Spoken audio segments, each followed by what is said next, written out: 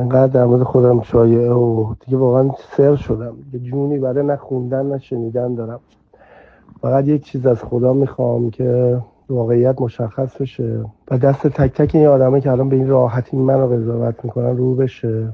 یعنی مشخص بشه اینا به هیچ چیزی معتقد نیستن، اینا به راحتی میتونن با شرف، آبرو تمام چیزی که یک انسان در طول این 25 سال شهرتش جمع کرده بازی کنن، چون براشون اهمیتی نداره. خیلی از اینها دایره دموکراسی و نجات ایران رو دارن و اینش برای من خیلی جالبه. خدا رو شکر که این اتفاق افتاد و من دست تک تک اینو برای حداقل من رو شد، هم همکارای خودم و هم هر کسی که راجبم قضاوت بد میکنن رو به خدا واگذار میکنم و هیچ دفاعی از خودم ندارم، چون میدونم که بالاخره حق به حقدار میرسه. هم به انسانیت خودم هم به حضور خداوند ایمان دارم و تردید ندارم که مثل همیشه حق به حقدار میرسه.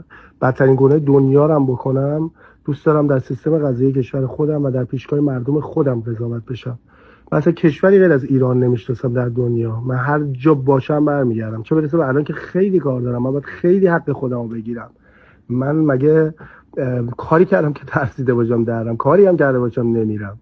وای بالا الان که هیچ کاری هیچ گناهی انجام ندادم. خدا اون بالا سر شاهده. خدا نگذره از اونایی که اینو غیر از این برای مردم رو میکنن.